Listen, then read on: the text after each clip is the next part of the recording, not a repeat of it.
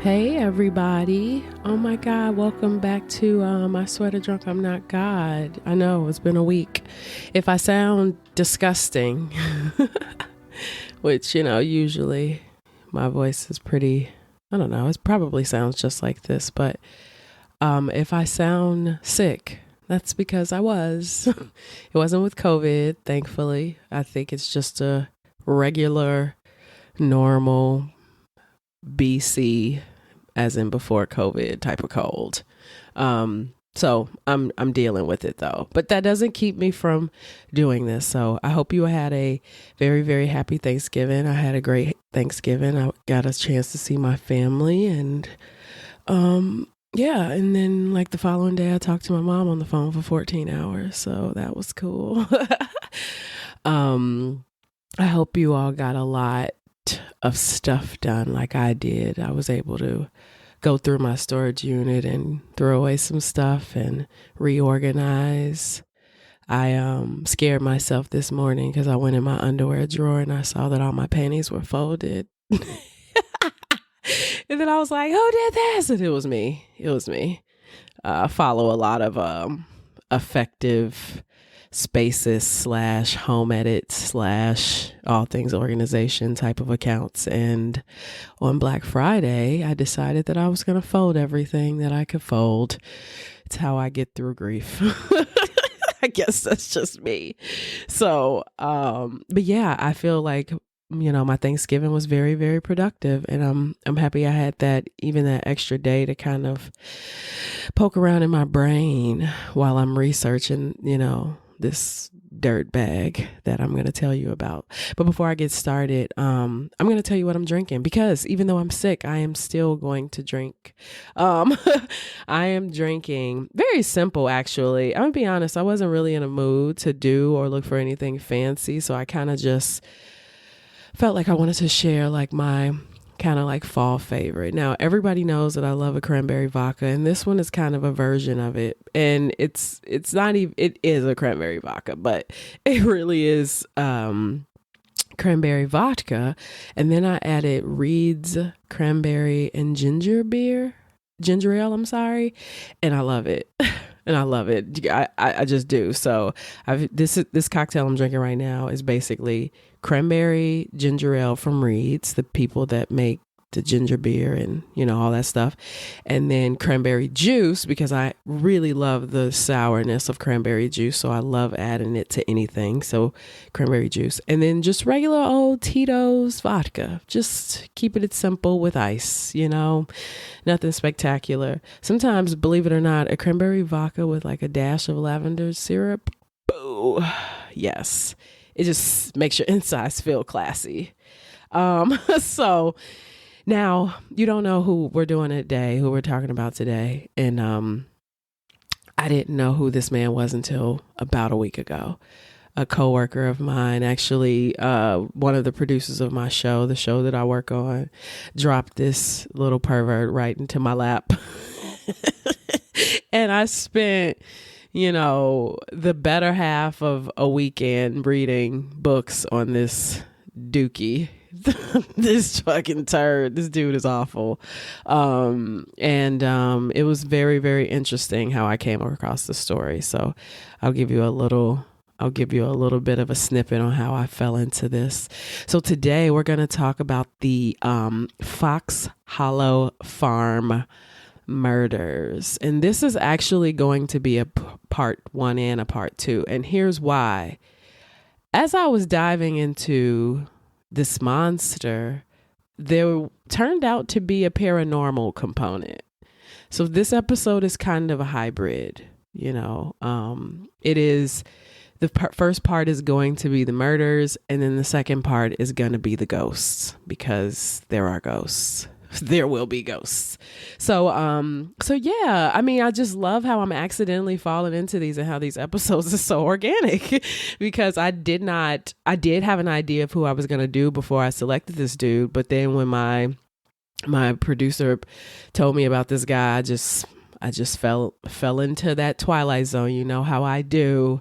So, again, this is the Fox Hollow Farm murders, and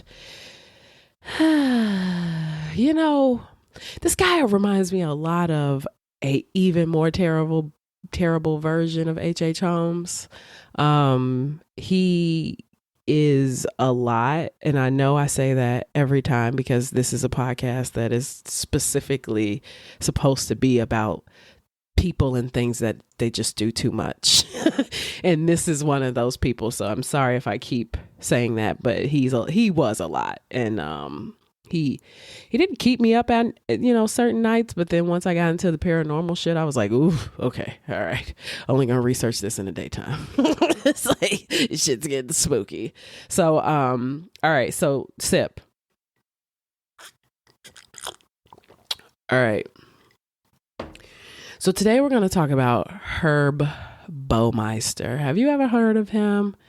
I'm wondering if you ever heard of him. You probably haven't, because I haven't heard of him. Herb Baumeister. He was born on April 7th, 1947 in Indianapolis, Indiana. Now, this is kind of a local one. I mean, Indiana's across the street. Herbert was born to Herbert Sr. and Elizabeth Baumeister, and he was the oldest and had 3 siblings. So he had 1 sister and 2 brothers. Now, his father was a successful anesthesiologist. So they were able to move to the Washington Township, which was an affluent area. And he had, loving parents by all accounts, had a loving family. He did well in school and was relatively popular among his friend group. But then he hit puberty, which is likely when his personality shifted, because he was this practical joker at first, but then his practical jokes became mad twisted. And at some point he became more interested in himself instead of just being a joker for other people's attention. Most class clowns are class clowns because they seek attention, but in his case he was just doing it for his own self-interest. Now, his adolescence was weird. He had a lot of friends, but he was known to kind of blurt out whatever was on his mind. And a lot of his thoughts were just disturbing as hell. His old friend, Bill Donovan, said that he would wonder what it would be like to taste human urine.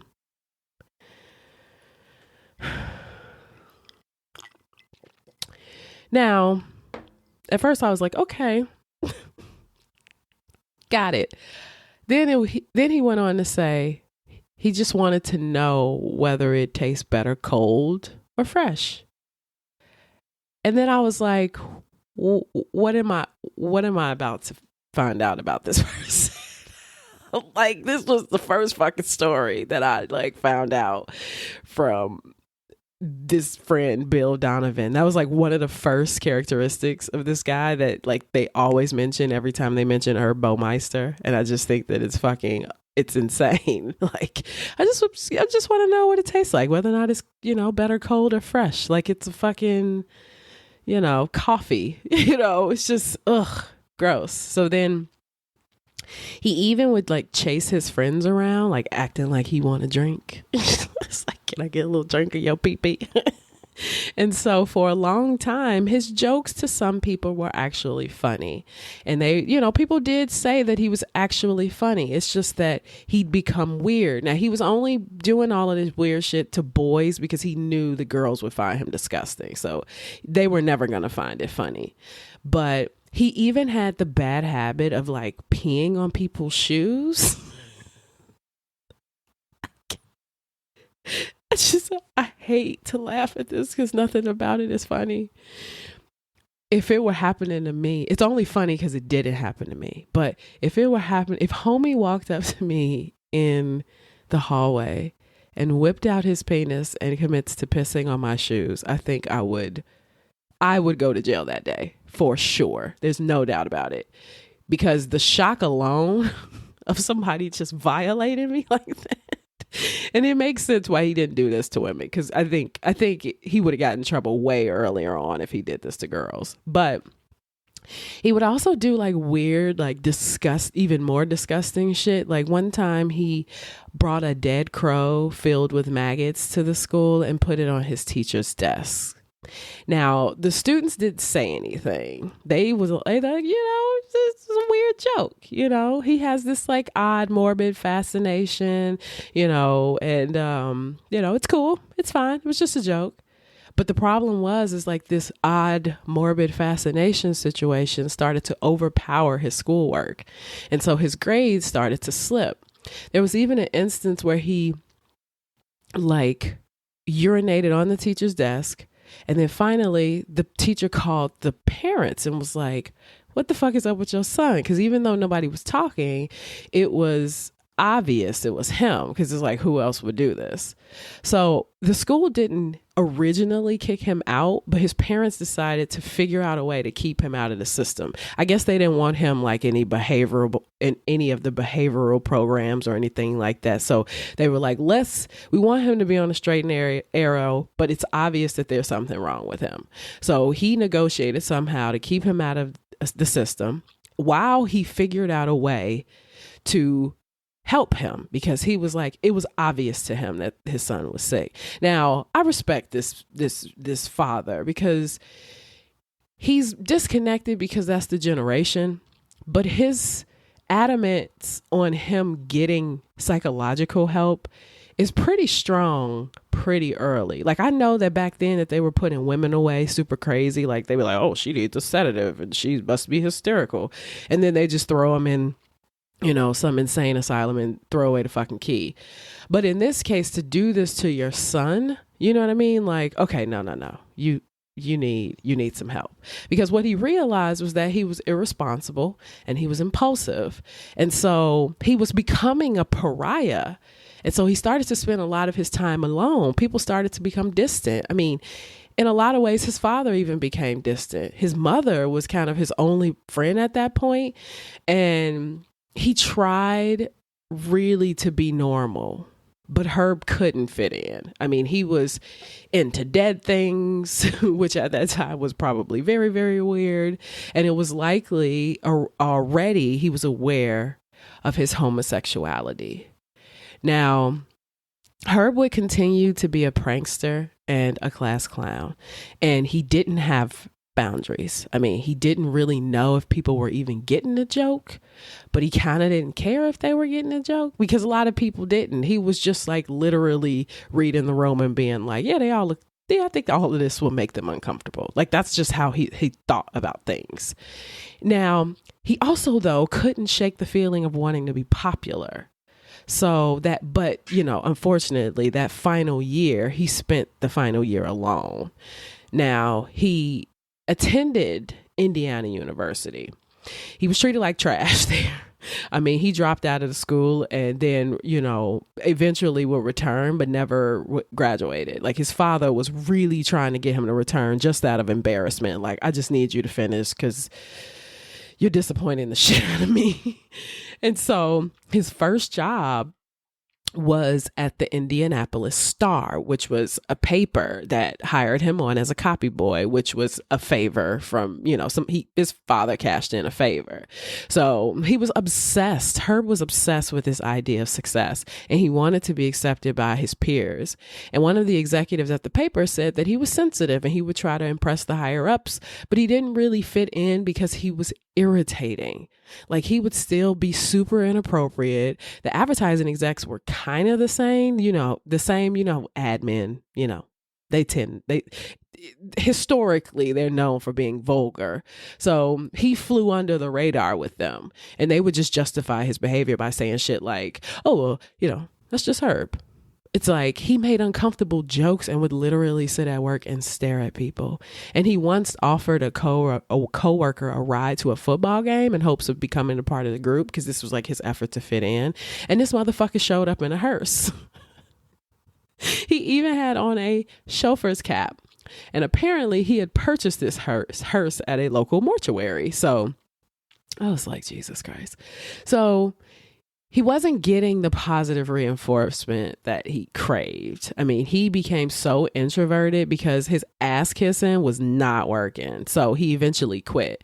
His father wasn't happy. He's like, damn. He's like, more public shame, basically. So Herb was sent back to the university, completed one class, for what? And that class was human anatomy. Now, he was not interested in it for real, but wanted to perform an autopsy. Like, that was the goal. He thought he was going to perform an autopsy. H.H. Holmes alert. So he actually did well because he really liked it. I mean, his father was kind of okay with his like new competitive spirit. And so he developed some confidence and he started kicking it, in Indianapolis at the gay bars. Because that is the next logical step. He's like, I'm feeling good about myself. It's time to hit up the gay bars. Father, my confidence is up. I'm about to start kicking it at the gay bars. And so, but he was still a little like conscious of what his social status meant. And obviously being gay wasn't, the thing back then. So he would like try to kind of sneak to Indianapolis to the gay bars. He wouldn't take his hearse. He would take public transportation. And he actually did find community in the gay community because he was gay. And he realized that he jived with them. But because of how desperate he was to be popular, he never allowed himself the opportunity to be a part of the community completely. His father noticed, though, that his social life was a bit untoward. So, in an effort to please his father, he joined the Young Republicans Club, which is what a lot of closeted gay men do.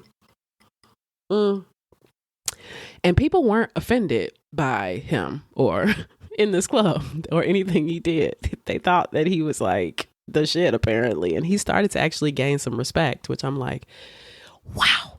So at the Young Republicans Club, he meets Juliana Sater, who was a young woman, and they had a lot in common. And he decided that he was going to take the good path, which he felt would lead him from his real temptations. So he was like, you know what? I'm just going to do the normal thing. I met Juliana. We seem to be hitting it off. We got a lot in common. I'm gonna see what this is like. So at this point, he wanted to just challenge his father because he's like feeling himself. He's like, look, I'm in the Young Republicans Club. I got me a little girlfriend.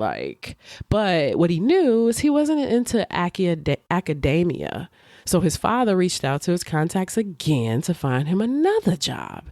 And his mother was not happy with him dating Julie because she was kind of like, she's just a school teacher. But she knew that her son was a creep. So she just figured, if anything, Julie would be cheaply bought off if need be, because she's a cheap date. We can handle the financial burden just in case our son does anything weird to her.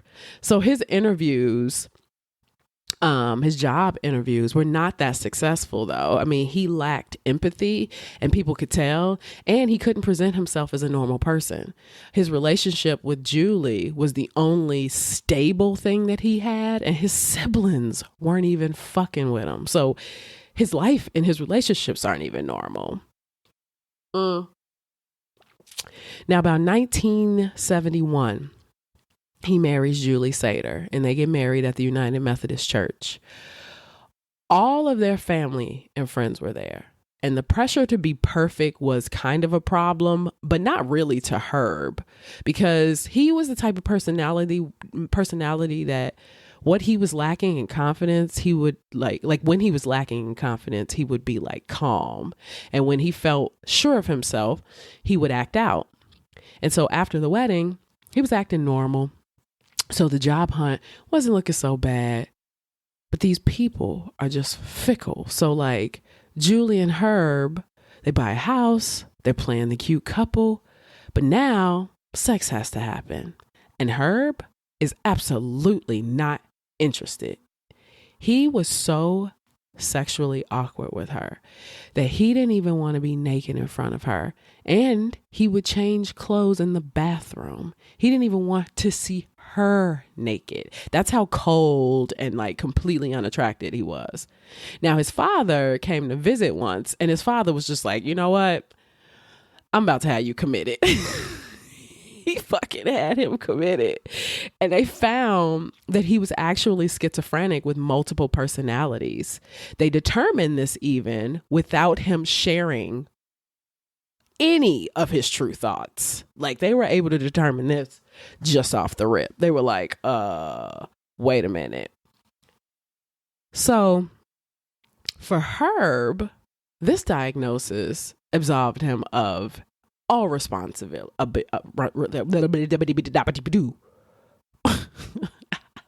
For Herb, this diagnosis absolved him of all responsibility, though.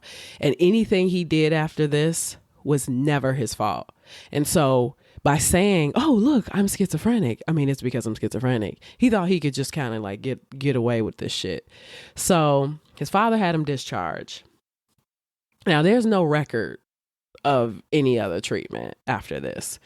At that time, most doctors kind of just thought that mental illness was a product of moral failing. So they figured, they're not looking at him as being like truly sick. They're thinking it's just,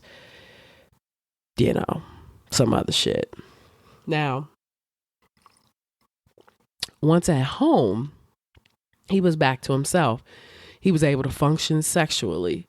I mean, he still wouldn't let her see him naked, though. And they had sex in total darkness. Now, it is also likely that with the therapy did help because he no longer felt guilty about his feelings. So Julie is sitting up here thinking, oh, he got some weird problems from, his school days. So she just accepted it and decided to completely submit. She was just like, whatever, I'm just going to ride this out. And she liked being submissive. So when he told her that he needed time alone to his thoughts, she didn't push him. I mean, he started to take long drives and he was like taking walks and return. And guess what? He returned to work and he had a new entry-level job. He ended up working at the Bureau of Motor Vehicles, which was another daddy hookup. And his coworkers said that he would rant to other employees for no reason. He once sent the Christmas card to his coworkers with him and another dude dressed in drag. I almost choked.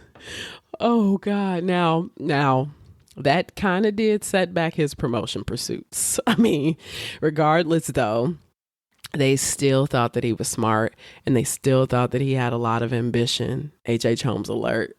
And he was eventually promoted to program director after 10 years.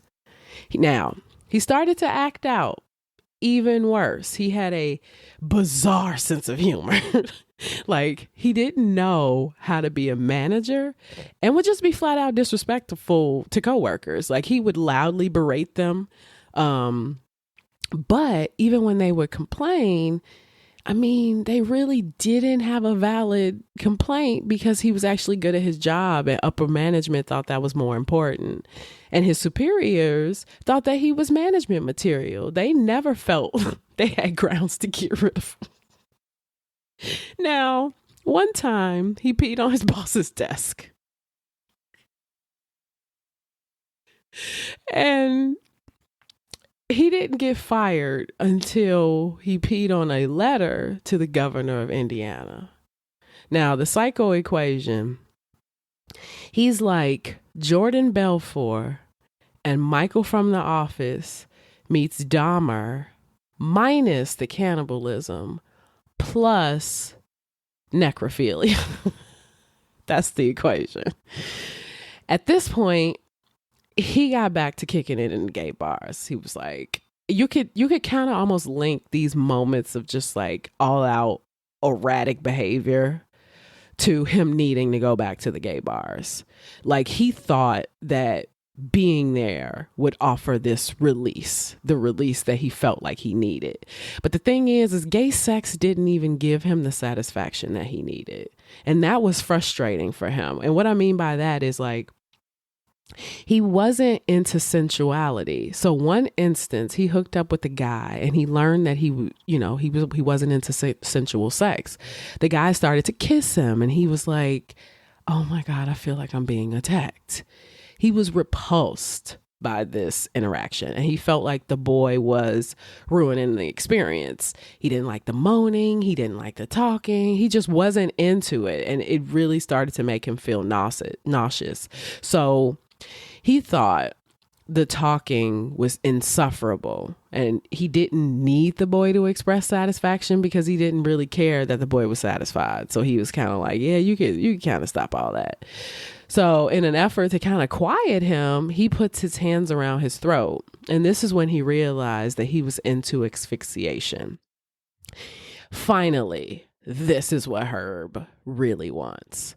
So at home, meanwhile, in Straight Land, Julie quit her journalism job in the mid 1970s and they moved and decided to focus on having a family because Herb was making a decent living at the B&B. So they started to have children, but he doesn't like to have sex. So that was a struggle. And at this time, he's just out here sleeping with male prostitutes trying to figure his penis out.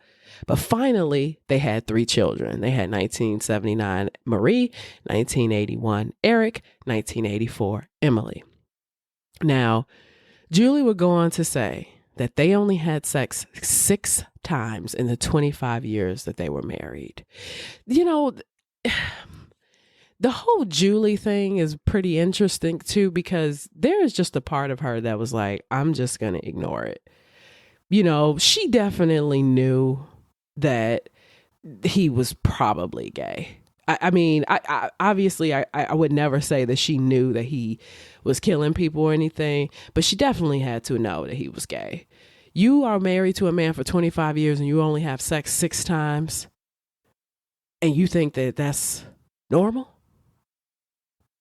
I mean, that's not normal for some couples to have sex 6 times in a month. Some people are like, wait a minute.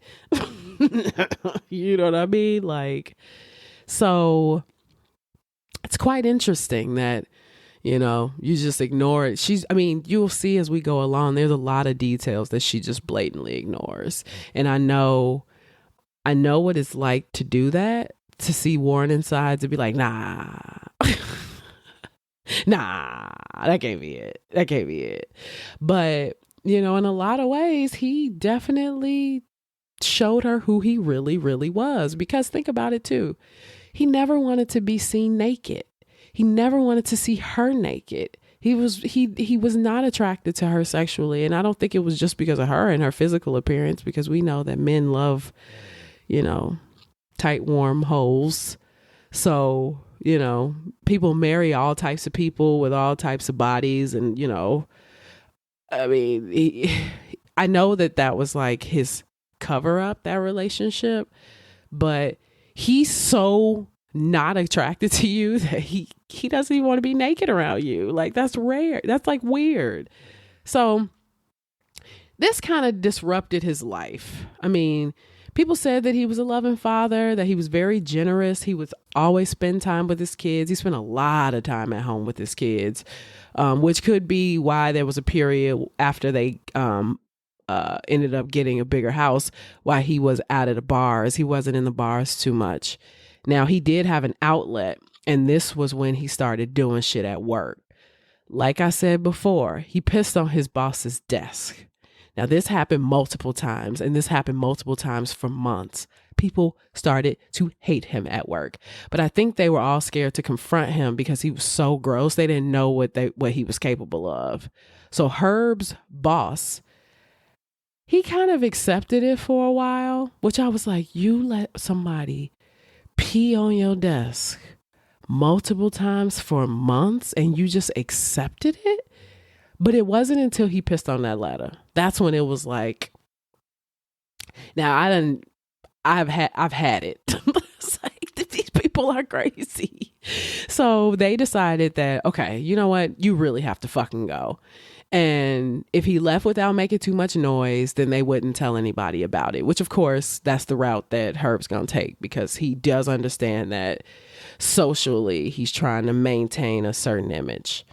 Now, there were some police reports that there was a man out there on the street getting rough with male prostitutes, but nobody cared. And Herb stopped frequenting the clubs as much, and people thought that he moved, or like he was like back in the closet. They were like, maybe he just pulled out for a minute. Oh, pause.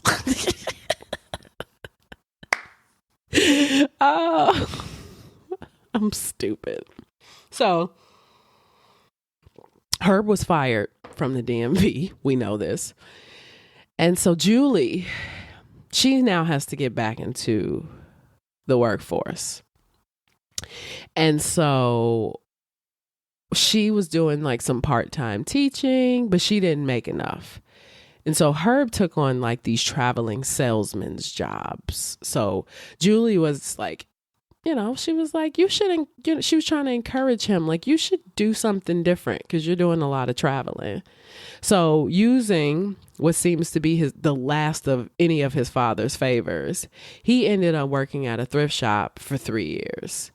And he did not like working there. He thought it was so degrading. But what he saw was that it was incredibly profitable. The business, his father then passes away, and Herb's kind of elated. He's like, oh, I'm free. It's almost like his father's death set him free. He felt more confident, and then he had the idea to open his own thrift shop. So his mom, newly widowed, he borrows $4,000 from her, and they open a Save-A-Lot.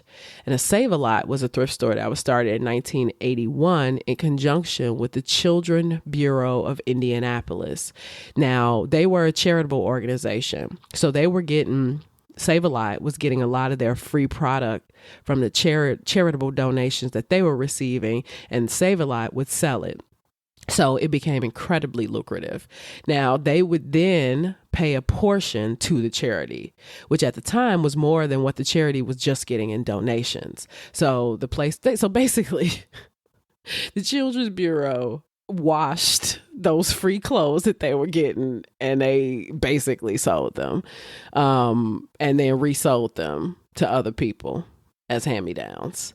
Now, people did say that the place was clean and that it was organized, and they were becoming really successful. They made $50,000 the first year, and they opened 2, and each of them, so they both managed 1. Now, in 1991, they moved 20 miles north of Indianapolis. And this was a district called the Westfield District in Hamilton County.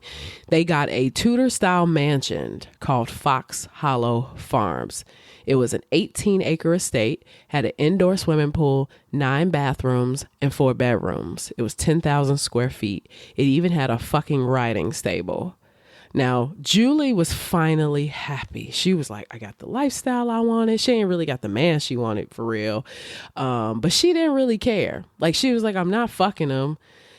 It is what it is. And she had her kids, and then she could also top it off that she had a little luxury. So she was happy about that. Now, she would also often visit Herb's mom, who had a retirement condo in Lake Wawasee. She was living the fucking life, and she had all she wanted. So she wasn't really questioning him at all. He was in control of absolutely everything. Now, Herb was also considered the nice one in the family. When the kids had friends over, he'd bring them sandwiches. He'd dig around in the garden and shit, trying to act like he's normal. Now, much later, the house would start to fall apart, though. They lacked order. The grounds were overgrown. The house was cluttered. Herb turned into a complete pack rat. The business was successful, but Herb would keep like the excess stocks and mannequins and shit in the house. And so Julie became annoyed. And when the kids would have friends over, they would only be able to play in the backyard. So Herb may have started killing as early as 1980. Over 12 men were found along a highway that connects Indianapolis with Columbus, Ohio. They were killed in the summer and the spring months between 1980 and 1990. And men started to just like disappear and then turn up in rural locations, strangled to death. So one witness said that it's likely that he killed at least 50 to 60 people. Now, Herb and Julie moved to Fox Hill Estate in 1992. That was just 1 year after the I-70 murders stopped. Herb would make frequent business trips to Ohio and spent much time at seedy hotels. And when he was on the road, he had the privilege of being himself because no one around him knew him. So Julie would later confirm that in the 9 years of running the business, that he would have made at least 100 trips to Ohio. So now the murders, so then at some point in 1993, 1995, the murders picked up. So when they moved to the estate in 92, he kind of took a year off, if that was the case, if it was him. Now, it's unknown how many people were killed at that time. A lot of them were runaways. You know how they are about runaways. When they started to discover the bodies, they didn't even investigate because they were prostitutes. And one time a witness even sat down with a sketch artist, and the sketch was a spitting image of Herb, but it was never circulated. Now, in the beginning, he used to wage rides for sex. It's like, it took a while with this way to pick up the dudes. I mean, he would originally start picking up hitchhikers simply because he was lonely and he never killed any of them. But then, you know, he could do anything he wanted while he was out there. So no one knew him. He could be anybody. So he eventually builds this confidence and starts just flat out asking for sex from the hitchhikers that he would pick up. And he didn't think that they were real people anyway. So in true psycho fashion, only he matters. And when he got back home, he would probably always think of these types of experiences because he didn't want to have sex with his wife, but he's a sexual deviant. So boom, back to the road. Herb was so sadistic and he became way forceful in how he engaged with hitchhikers. And his concept of it was like, you're not leaving this car without having sex. So Herb even had a gun in his car to intimidate them. I mean, originally the gun was supposed to be for protection since he was a traveling salesman, but then he would ask them if he would, you know, if they wanted to be choked. And it didn't matter what they was going to say. Like, it didn't matter what their answer was. He was going to do it anyway. And part of him knew he wanted to control. He would later find out that if they were dead, he had the ultimate control, and his perversion is now escalating. So he would go ahead and start like strangling them to a point of absolute discomfort, and then he would let go. And there were some instances where the boy would actually wake up, but then there was a couple of times where the boy didn't, and the boy wasn't moving. So, excuse me, that was my chest. So he stopped doing like the sales trips, and instead he started to pick up men on his Save-A-Lot business trips. In one shopping center though, now this was crazy. One shopping center along the I-70, there was a man who kind of looked like Herb that shot a woman in a store. In 2 months, 5 women were killed, and a man was killed accidentally because he had long hair and a slender build, and the killer thought that it was a woman. Now, the killer tried to kill 2 more people, but the gun jammed, so no one died. Now, here's the Herb connection. Ballistic evidence showed that someone tried to use a jeweler's rouge, which is a buffing and polishing tool that's used for like metals and shit. And they found out that a jeweler's rouge was actually used on the weapon to clear the barrel to keep it from jamming. Jeweler's rouge is used in thrift stores to polish and remove scratches from different items. So there was a little bit of a connection there. Circumstantial, of course, but still a connection. Herb also owns the same type of gun. The shooter was using a .22 caliber pistol, and he kept it in his car for protection. Now, he was apparently a good shot, Herb was, and that was according to his Republican friends that he went to the gun range with. So even, then he knew that taking the gun into a gun shop for repairs would connect him to the crimes, which he learned from his police friends. So it's kind of like, yeah, police, maybe you shouldn't like give away trade secrets because you never know who you're talking to. So the women killings were weird, and it's unknown if he was truly responsible for them, but there were some eyewitness accounts that prove that he was. Like, if he did do like any of the women murders, he oddly just like walked up to people and shot them in the back of the head, which when you think about it, is pretty fucking terrifying. And also very different from what he usually did. That is probably one of the scariest things that could happen to a person.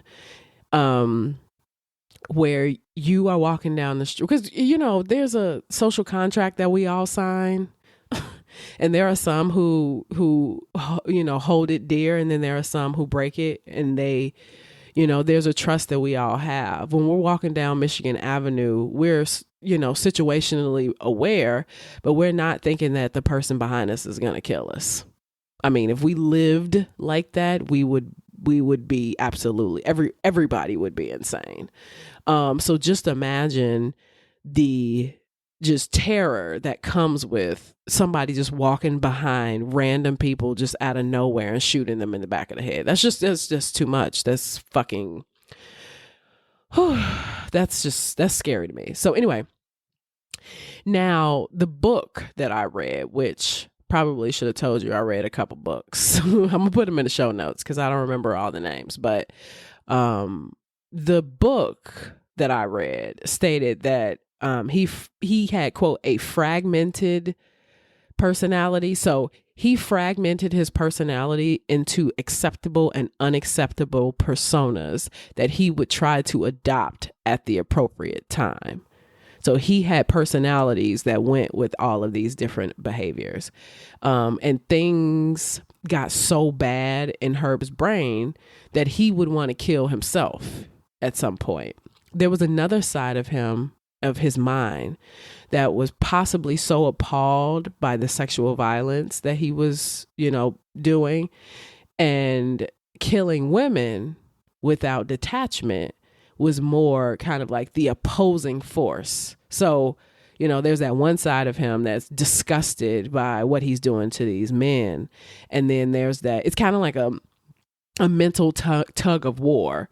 I mean, because when you think about it too, he likely blames his issues on the only two women that he has in his life, and that's his mother and his wife. And he can't kill them. So he just killed these random women.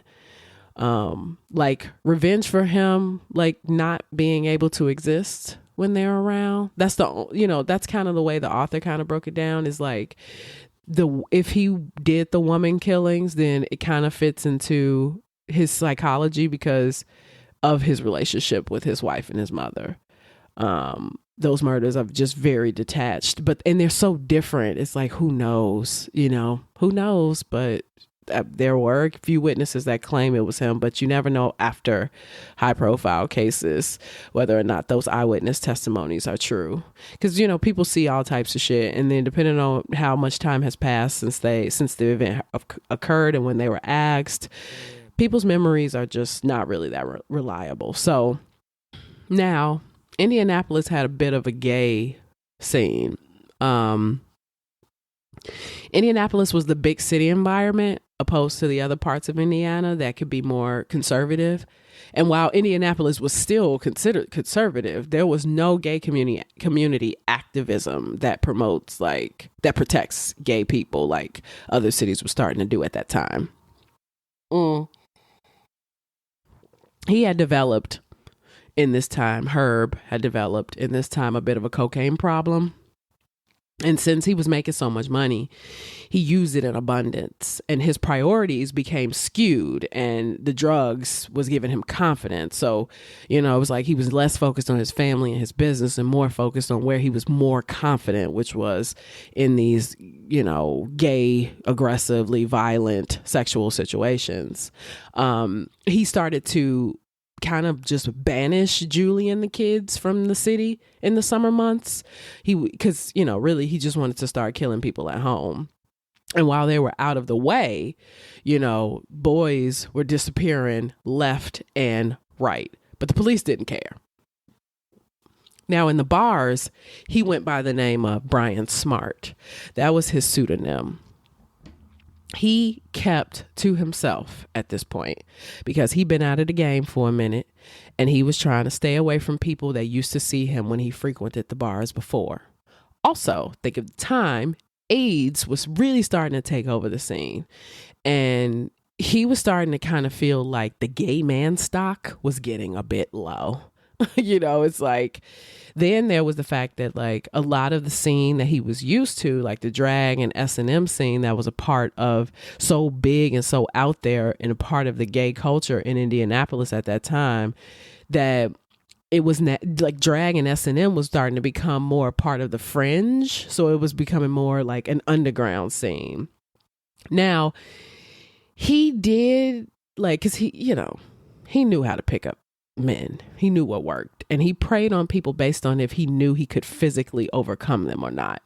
I mean, he's not gonna pick up some big old dude and then risk getting fucked up, having that big old dude beat his ass or actually end up raped or killed himself.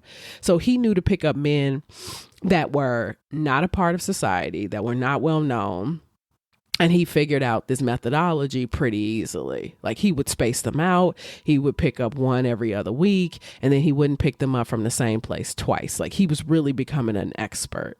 Now there are 8 identified victims, and I got stories for some, and I don't have anything for others.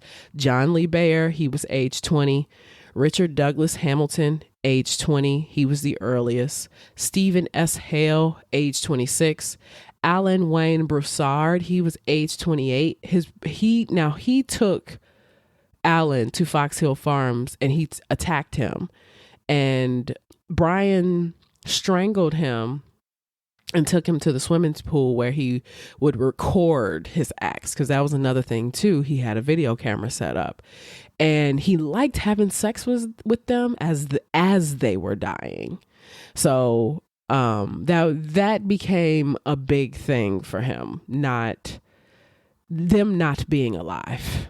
And so he did whatever he did with them, and then he would burn their bodies.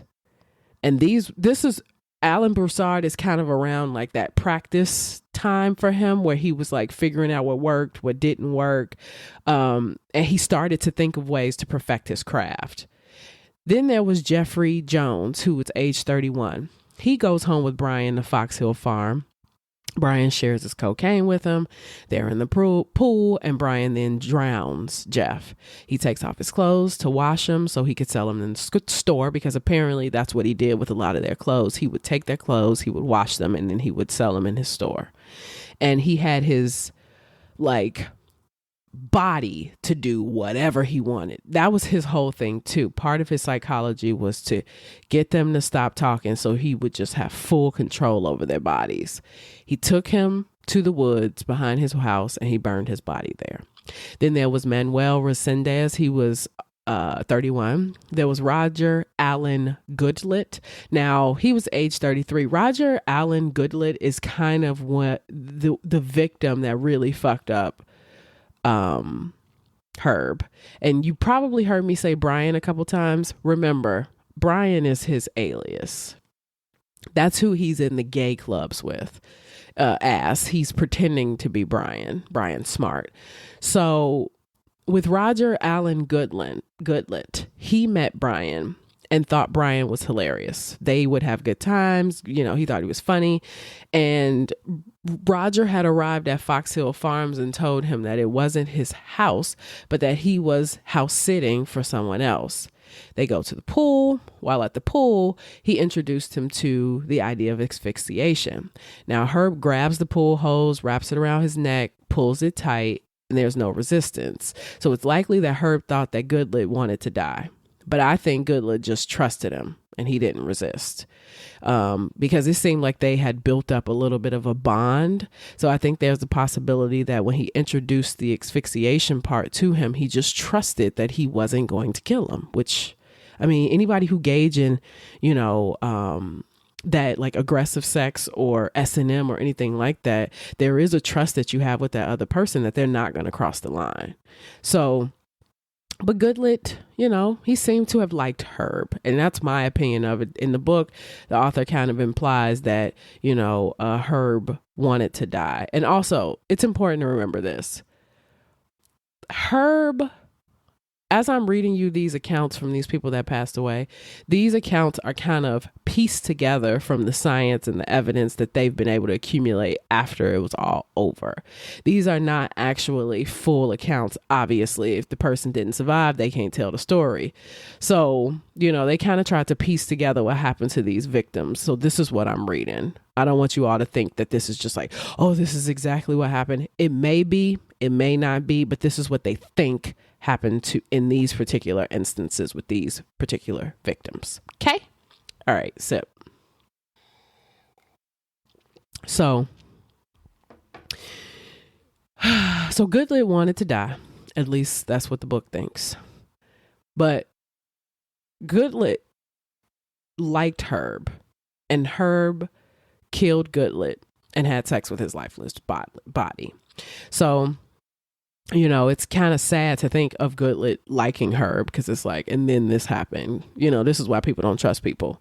And, then there's the part about the camera, which, if he recorded everything and they claim that he did, he effectively disposed of the tapes because nobody has seen them.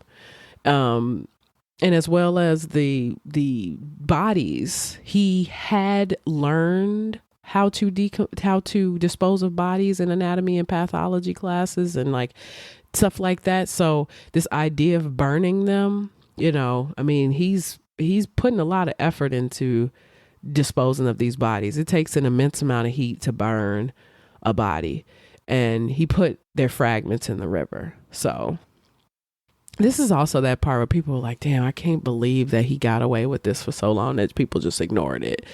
Another victim by the name of Michael Friedrich Kern, he was 46. That was one of the last ones on the list of the 8 that were identified. Now, at this point, the house is falling completely apart. This truly took a toll on Julie. Like, she had her dream house, but the house was a mess. I mean, she was still not sleeping with him, and she started to notice that there was something just absolutely wrong with him. Like, he love bombed her in order to put on like appearances, and she got sick of that shit. She noticed that he would follow the stories of like various gay men and their disappearances and deaths, which I'm like, oh my God, there's another one. There's another sign. Girl. No, I mean, look, I read weird shit, but if somebody sees me, like if my significant other saw me just looking in the paper at the same, stories and like being obsessed with it, I'd be like, why are you so obsessed with these? Especially considering their history. He doesn't sleep with you. He's kind of strange. He disappears. You know what I mean? I'm not just talking about somebody who's just got a morbid curiosity and they're following a story just because they find it interesting. I'm talking about somebody who's just like, your wife is noticing all of these weird little quirks that you have, and now you're sitting here following the stories of various gay men and their disappearances and deaths. It's a bit odd. Now, she even got to the point where she stopped speaking to him. And because of their religious upbringing, the idea of divorce wasn't really preferred, but it was kind of turning into an option. He was continuously trying to act normal, but Julie was not, she was not with it. And she was noticing that his slip was showing. Like, He was starting to rot from the inside out, and he stopped caring about his home life. He stopped caring about the business. He stopped caring about any of it. Now, enter Virgil Vandegrift. Now, Virgil Vandegrift was a private investigator. He was well known for missing cases, and he was hired by Alan Brousseau's mother. While investigating, he had to visit the gay bar. So he had become, super not into the gay bars, but he got to a point where he had built so many relationships that he was able to infiltrate the community and create a network of contacts.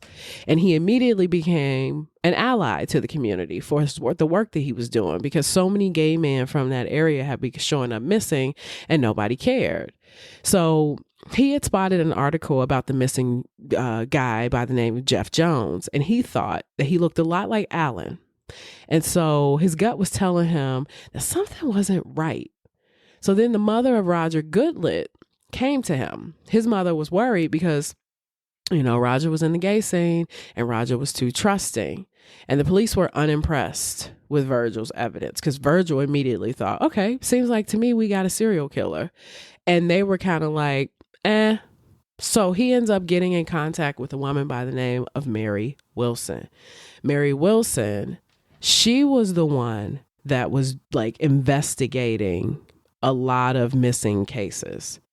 And he was just looking for somebody in the system that could help him, because he was like, they ended up needing each other.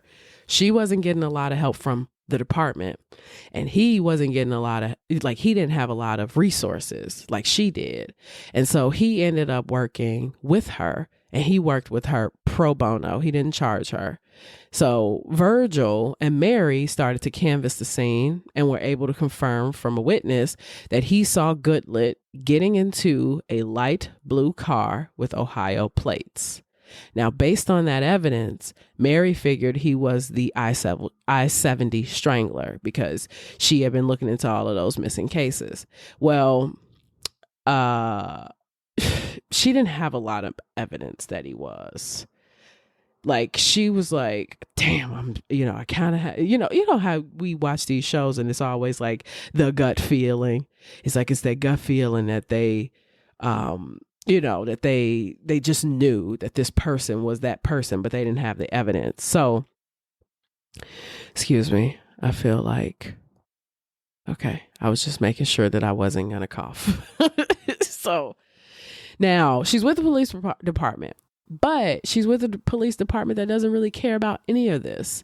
And so now she doesn't have any evidence. And by August 1994, they had to sit on the case because they were like, shit, we got to wait for new evidence. So, this is obviously like, they got the car. They're like, we know it's Ohio plates. We know what color the car is. We just don't know the actual plates. So then a week later, a friend of Roger Goodlet comes to Virgil, and Goodlet's mother, she didn't want to wait through all of the red tape. That was the reason why she went to Vandegrift, because she was trying to go through the proper channels and she wasn't getting any love. And if I'm not mistaken, I think it was Roger Goodlet's mother who actually brought Roger Goodlet's friend to the office, because this guy, now, in one source I saw a documentary, he went by the name of Mark Goodyear. I saw another documentary, I read the book, and he went by Tony Harris. I am going to call him Tony, just to pick one. Tony, he remained anonymous. He was a friend of Roger's, and they were friends, and they would have sex sometimes.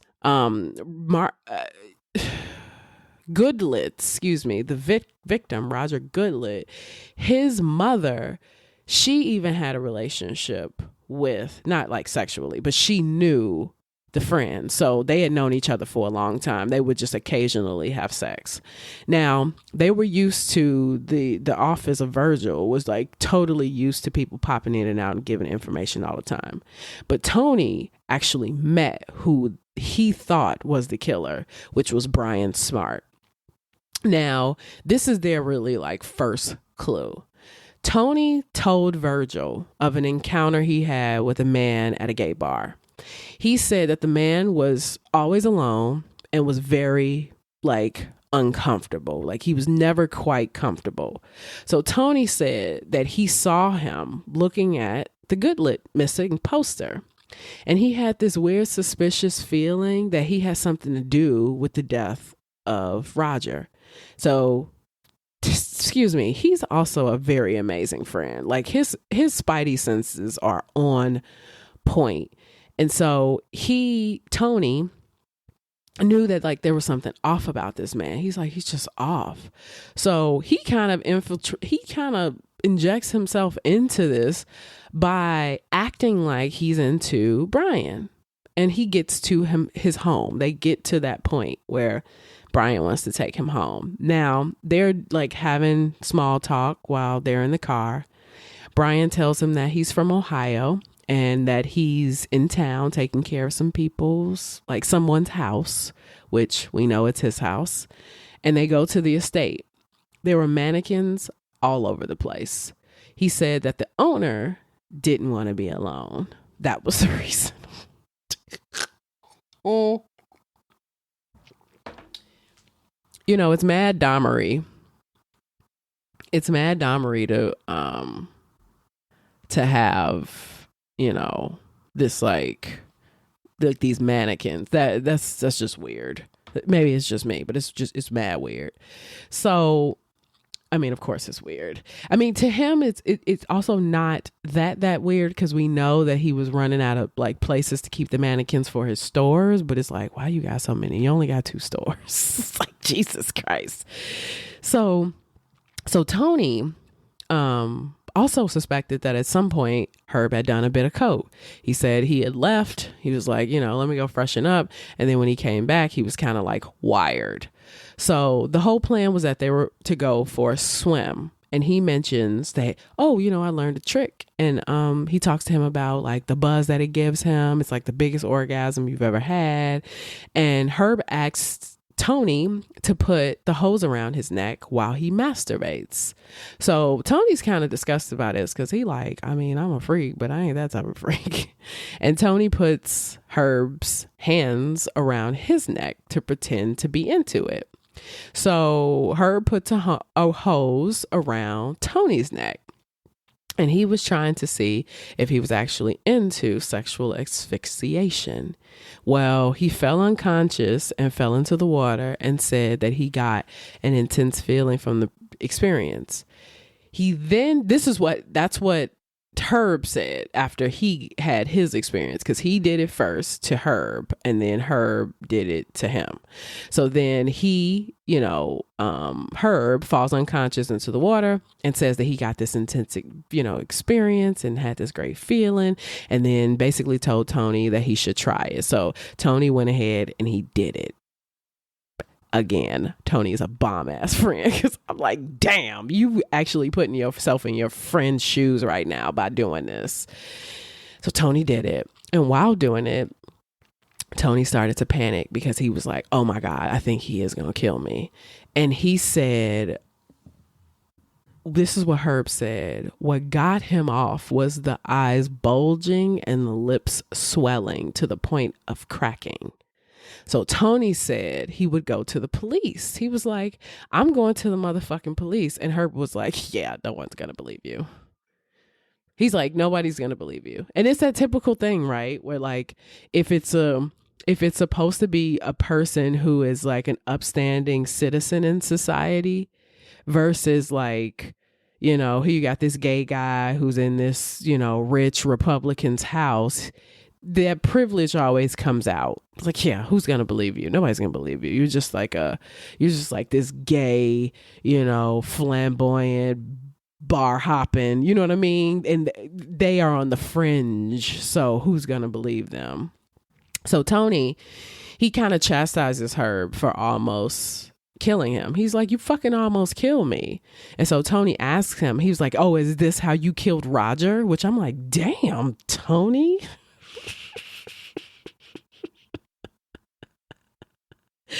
Damn, that's gangster. That's gangster. I mean, he had to have known, like, if this dude attacks me, I can overtake him. Because he wasn't concerned at this point. I think he was more so just, like, really trying to figure out what was happening to his friend. And in a way, he was, like, sacrificing himself, which is very honorable, honestly. And so Brian mentions to Tony that, you know, some of the murders, you know, some of the times he did this, maybe they were accidents. Maybe there were some mishaps. Maybe there were some bad nights. So now Herb is like in this coke-induced coma, and Herb passes out, which I'm kind of like, yeah, he's getting sloppy. You don't pass out with some strange person in your house. It's like you just tried to kill them. So while Herb is out, Tony searches the house, and he sees like toys and clothes and all types of stuff. And he could tell that this was not the house of a stranger, that this was the house of quote unquote Brian. But he was also sure that his name was fake. I mean, this dude's instinct is crazy. He was like, you know what? I'm going to try to find a wallet. So he's going through his house. He's trying to find his wallet. He comes back to the pool area. He goes through Brian's shit. Brian is like still asleep. And then finally Brian wakes up and catches him and is like, oh, what are you trying to steal from me or some shit? And then he convinces Herb to let him leave, which I'm like, whoa, you have a guardian angel. He literally lets him leave. And so Herb says, you know, you're an absolute sport. We should make arrangements to meet again. Let's kick it on Wednesday at the 501 Club. Like, he's like, pencil me in. Let's hang out. This has been fun. Now, it is also likely that Herb didn't mean to kill the first few people, but the intensity, you know, would kind of increase with every encounter. And he likely escalated from trying to get close to death to finally getting gratification from death itself. So that's kind of, it could have, I don't know if it was the goal. It wasn't the goal immediately, because there's even an instance where he kills a boy on one of his business trips, and, you know, he's getting everything he wanted. But like I said, he wants him so desperately to be quiet that I think he held on for too long. And then he realized, oh shit, that's what I like. You know what I mean? So yeah, the gratification wasn't really even just the strangling. It was the actual death. So Tony, after this experience, went straight to the police. Then he went to the FBI. Now, this is how he got to Virgil's office, because the PI, which is Virgil, the private investigator, he has the details. He can have the conversation when Mary can't.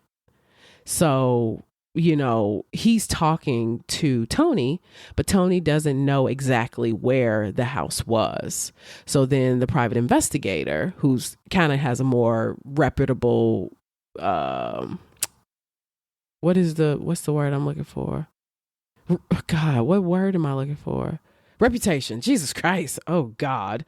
Who likely has a more reputable, you know, reputation, can contact the police and get Mary Wilson back involved. So that's what he did.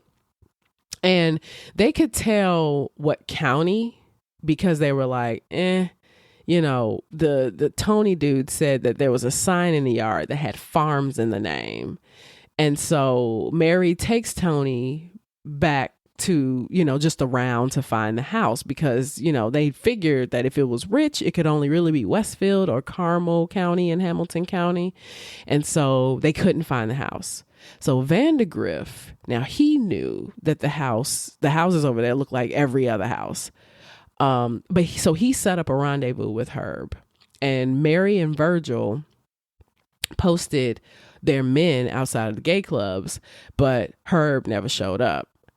Now, Mary Wilson is with the police department. She's used to dealing in sex crimes, and she's used to doing, you know, she knew profiles for sex criminals. So she is actually not an idiot. She had her men survey the gay bars, and they were trying to find Herb so they can get a plate. So At the same time, in 1995, Herb's son was on a walk with his friend in the woods and found a bunch of human bones. And when his father confronted him about it, he said, when his wife confronted him about them, he said that they were his father's old anatomical bones. Because, his father was an anesthesiologist. He goes through this whole thing talking about, what do you mean? Those were his bones. I was just getting rid of them and I decided to bury them in the backyard.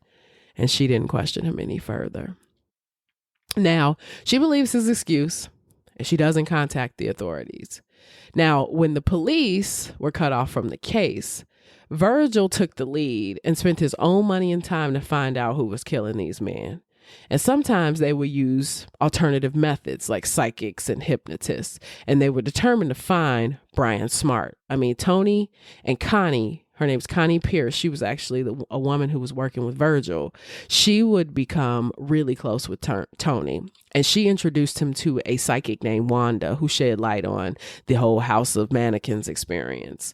Now, the psychic said that she could see a man tied on a bed, handcuffed, and spread-eagled, and starting to get his photo taken while he's being strangled. His tongue is swollen and purple and hanging out of his mouth. And his eyes, oh, Tony, you must never go back. That is a hell house. So Virgil was skeptical, but his intuition told him to keep looking. He was like, okay, she may have overdid it, but I'm going to keep looking. So Vandegrift, who is Virgil, reaches out to Bill Hillsley. He's one of his investigators. He was a former state trooper. He was retired, but he knows the roads very, very well. And he was assigned to search the county suburbs. He finds Fox Hollow Farms. He started illegally searching this property, though, and he took pictures of the house.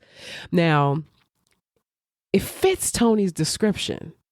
They found from public records that it belonged to a family by the name of Baumeister, and they took aerial shots of the house. But the informant didn't think that was the property. And by informant, I mean Tony. Tony didn't think that was the property at first. So at this time, simultaneously, Herb is a drunken fucking mess. He turned into a complete hoarder. His business is absolutely failing.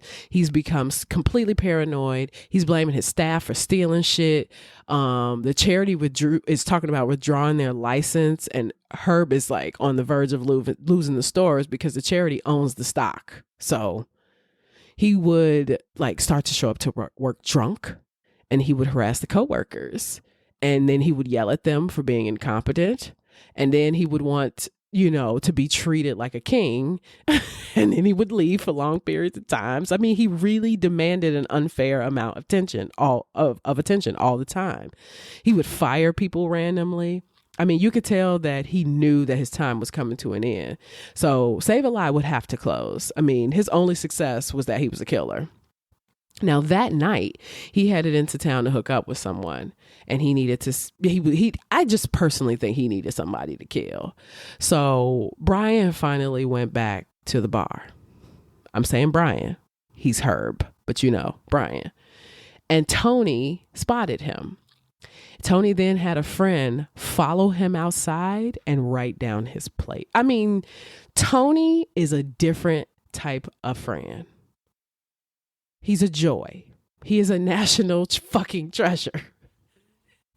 Because he went to the police with the plate, and they were able to track the registration to Herb Baumeister. Now, for Virgil, this is more than enough. He's like, we've connected the property to a Baumeister, and then we're connecting this plate based on an eyewitness account to the same person. This can't get any better. But then Mary needed more. So it took 3 months of background checks before they confronted Herb, and they confronted him at the Save-A-Lot store. They were just questioning him about the missing man. She had asked him directly. She was like, did you murder Tony Harris, Johnny Bear, Alan Broussard, Roger Goodlett, Jeff Jones? Did you do any of that? And he vehemently denies it. Now he knew he was being watched, Police said that he was mad nervous and he denied being in the gay bars and felt uncomfortable about his car being spotted there because he said that his family did not know that he frequented the bars, and he definitely told them that they could fuck off and he was not going to let them search his property. So Herb calls Jules, like she my friend. Herb calls Julie immediately, and he tried to tell Julie that he was being accused of being a thief, and she should not tell them that they can search the property. So at this point, Herb had left the house because they had like a little apartment area, like a little apartment house on the property. Herb was kind of living in that little apartment house, so he wasn't even in the house. They were basically separated at this point, and the business wasn't doing good. They were running out of money. He was becoming even more erratic. He was mad paranoid, and so he ends up like abruptly closing one of the stores. Now, Herb was right to call Julie because they definitely decided to ask the wife. So they told the wife that they were investigating her husband for homosexual homicide, and Julie drew a blank. Quote, she said, quote, "You can define homosexuality. You can define homicide. How do you define them together?" And I was like, wow, that's deep. I got both these words. I know what they mean separately, but I don't want to know what they mean together. That's just so crazy to me. Now, she said that, he never did anything in their relationship that would be considered violent. I mean, in her later interview, she said she just wanted them to leave so she could cry. She's like, she just wanted to cry. And I think a lot of that is because too, she fucking knew that this shit was going on in a way. She knew that some of this, the bones that her son found, she knew that slowly but surely, all the pieces of the jigsaw puzzle was creating a full picture, and she did not like what the fuck she was saying. And, even though he was never violent to her, she said even in that call that he was just the meanest that he had ever been to her. And she went ahead and she told him they could, they would need to get a search warrant. And so what they did was they got an aerial scan of the property instead to try to see if they could like pick up any heat from like any decaying bodies using infrared. And the search was inconclusive, but they were very eager now to get on the property more than ever. And that was, that was also the point where Mary knew that Julie was going to break. She's like, yeah, she looked like she'd been through some shit. She's going to come around. So Herb was not dealing with his paranormal well. And the Children's Bureau, they canceled their contracts with Save a Lot. And that was in May 1996. He got worse. The marriage just had to fucking end because he was just spiraling. He wasn't getting better. It was really, really just getting pathetic. And so they divorced each other. Now, Julie didn't feel like he had been loyal. Duh. And she decided to just flat out tell Mary about the bones. She was like, look, a woman's scorn, right? Julie had asked him, Herb, to visit his mother. You're a little paranoid. You should go visit your mother. And that day he left. So Julie filed for divorce. And since, to me, since y'all ain't had sex six times in 25 years, you probably already had the papers written up. She was like, I just waited for the moment to execute, because she literally filed for the divorce the day he left. Now, she hung on this relationship merely for the security. She liked her life. She liked being able to go to the summer house. She liked taking care of her kids. She liked the houses. She liked all of that. But the problem was her husband. So when she calls Mary Wilson, in the beginning, she's like giving them a little pushback, and she blames them for ruining her marriage. She's like, you motherfuckers have ruined my marriage, which I'm like, no, your marriage was ruined before you got married. Like, it was gone. Now, she would eventually tell Mary of the bones her son found in the backyard.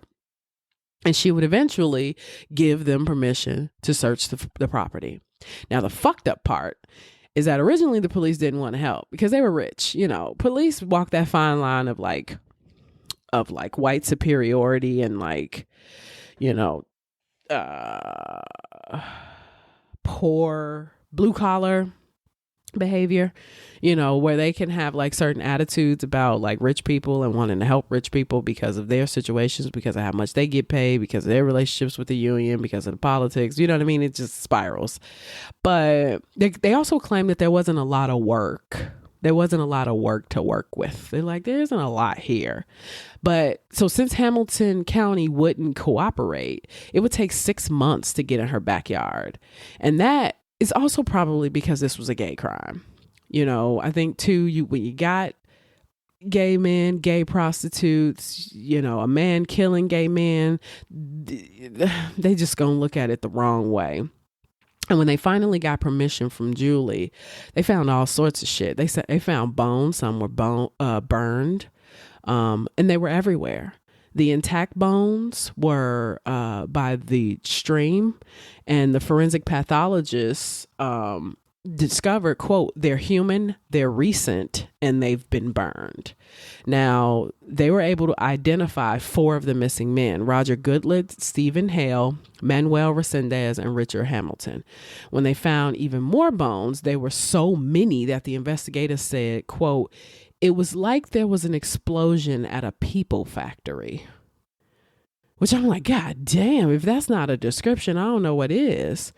It took them 3 days to find everything. And they could see where he had burned some of them under piles of leaves and garbage. So they then searched the house, and that's where they found the mannequins by the pool, as well as the semi-hidden video cameras, but they didn't find any tapes, which corroborates the story of Tony. So while all of this is going on, Herb takes his son to Lake Wawasee, where he was supposed to have taken him to school. I wonder if he was going to take him and kind of like hold him as hostage, because he knew that would likely stall shit if he held his son as as hostage. Like, they won't light up his house or his apartment if they find out he killed all these people with his son on him. But this is while they are searching his home. So Julie is desperate. She's like, oh my God, I need my son back. I'm worried. His mental health, his mental well-being, I'm not sure of it. I don't know what he's going to do to my son. So I need you all to go to him where he is at Lake Wawasee and go get my son. Stupidly, the police went to go get the son, but left Herb Baumeister there at the lake. They didn't arrest him. They didn't ask him any questions, even though they had just found all these bone fragments on his property. They left him alone at the lake. Now, they claim they couldn't take the opportunity to arrest him because it was out of their jurisdiction and it was up to Hamilton County. And they didn't question him and claimed that they didn't want to affect the investigation by prematurely asking him questions that could mess up the case. Part of me understands that, but can you really mess up the case when this is open and shut? He literally got bones in his backyard. Now, they just left him to do whatever he wanted. And so Herb didn't know what was happening at his house and thought it was because of their divorce. He thought that, because they kind of presented it like, because of the divorce proceeding, part of her divorce decree is that, boom, we need to get the son back and blah, blah, blah. So he's like pissed because he's like, it's fucking bitch. She did this, blah, blah, blah, thinking it's divorce related, not knowing they found all the bodies. So Herb tells his mother that he needs to go back to the city to follow up with the divorce process, and he leaves, but he's never seen by his family again. Now, his brother, Brad, he called in and said that Herb called from Michigan saying that he was on a business trip and needed money. He needed money quickly. He needed $5,000. He gave it to him, but heard about what he did and called the authorities. Herb then went to Port Huron and called Brad again to ask for more money. At this point, Herb was in Canada. He made it all the way to Ontario and he shot himself in the head. Yes. July 3rd, 1996, at the Pennery Provincial Park in Grand Bend, Ontario in Canada. He shot himself in the fucking head. There is nothing more unfulfilling than having all these details and no one to confirm them, even when it's a lie. You know, it's like with H.H. Holmes, you know, episodes 1 through 3, if you haven't listened to him. With H.H. Holmes, what was fascinating about him is that even he had enough balls to not kill himself so he could tell us a bunch of fucking lies. But this dude was so into himself that he just knew he was such a coward. He knew he could never stand up to the level of scrutiny that he was going to receive after they found out everything that he did. Now, on the 4th of July, he died on July 3rd. On the 4th of July, the next day, Julie's attorney came to her and said that Herb had committed suicide in Canada by shooting himself. He left a long rambling note about like everything, but never mentioned anything about the murders. Talked about his regrets, his all this other shit, and blaming people and, you know, the usual, you know, last word. And his last words were, "I'm going to go eat a peanut butter sandwich and go to sleep." Those were his last words. And to this day, they haven't found all the remains. Now, neighbors said they found more bones next door in a drainage ditch that separated the two properties. And they found even more bones, beer cans, and handcuffs. Because what was also determined was that a lot of children were seeing the bones, and they were seeing the bones in a creek. And it's likely that when he was laying the bodies out in the forest, because some were buried and some were just laid out there like the person had just gone to sleep and died, a lot of the animals would take away pieces of the carcass. So they would drag them to the creek to eat them or whatever, and then they'd end up in the water. So the bones are just scattered all over the property. Now, the night before Herb's death, he was pulled over for sleeping in his car. And the trooper asked him why he was sleeping in his car, because he was under a bridge. He was like, "What the fuck are you doing?" And he told him he was traveling, and he pulled over to rest. So she said that she saw luggage and a pile of videotapes in his back seat. These could be the murder tapes because they were never discovered. They were never found. He had apparently passed many bodies of water on the way. So there's no guarantee that those tapes will ever be found. Now, he left more than enough evidence behind, though. They were able to track his steps from credit card receipts. They were able to connect his timeline with other crimes. And by the time Baumeister commits suicide, they would be able to retrace his steps because they would have to retrace his God damn, they must retrace his steps because the only suspect they have is dead. But they still got to answer questions. They still got all these missing bodies. They still got all these bodies. And then they also have these missing suspects. So they go back to the gay clubs. They then find out from all of these different people that he was living this double life.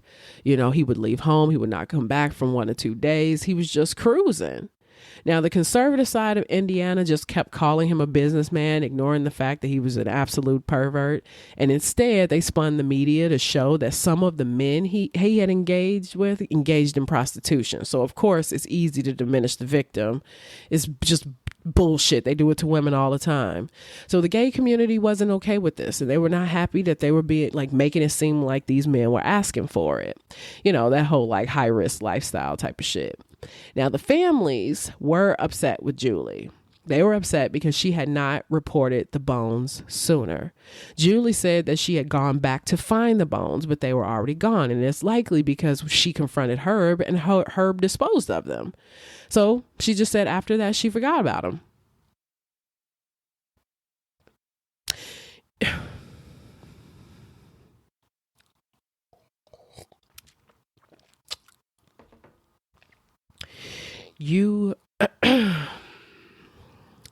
You got a whole man laid out in your motherfucking woods. Whole skeletal structure hanging out in the motherfucking woods. And you forgot about him? What? It makes sense why y'all got along. Y'all both fucking crazy. How did you forget about him? How is that something that you forget? That's not like walking into a room and being like, damn, what I come here for?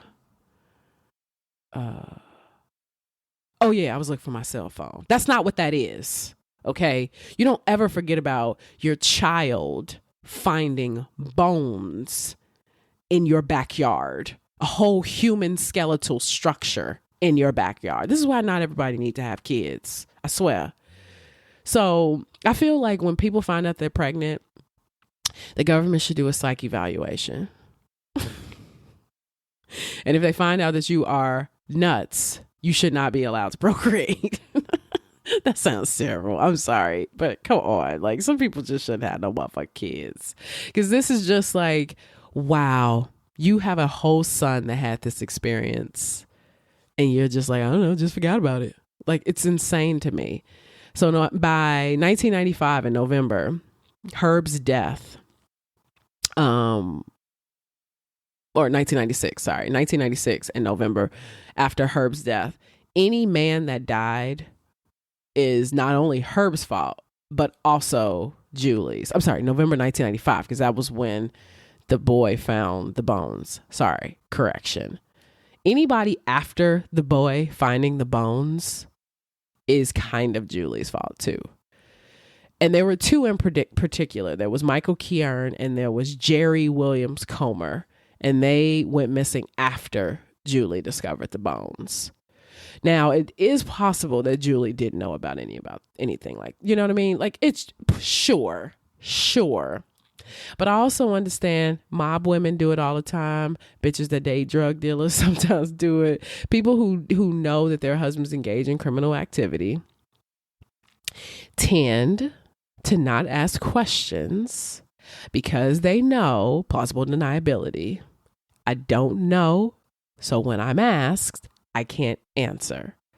Now, it is also scientifically proven that he was dumping the bones closer and closer to the home because he was getting more arrogant. And he had a high success rate in what he was doing. So he was just becoming a little more sloppy. He thought he had more control of the situation than he actually did. Now, it was also later determined. Herb mentioned to Tony's name to his wife and said that she should be afraid of him. And it was likely he was trying to like sprinkle those breadcrumbs to insinuate that Tony was a bad person. So if questions of Tony came around, they would have a negative opinion of him. So he was just trying to cast suspicion on Tony and could legitimately tie him because Tony could legitimately tie him to the missing man. So it makes sense that Tony, the one that got away, would be the one that he would tell his wife, like, if you see him, he's a bad man, just avoid him, don't talk to him. And he's, you know what I mean? So that makes sense. He was trying to cover his ass. Now, it was also determined that it's possible that Herb killed his own brother. He had a brother by the name of Richard who lived in Texas. At this time, he was not in Indianapolis. And he frequented the freeway that led to his brother's home. You want to know how his brother died? He was strangled to death in his jacuzzi with a pool hose. So that ends this episode of I Swear to Drunk. Oh my God. I will say this, though. What happened to Fox Hollow Farms?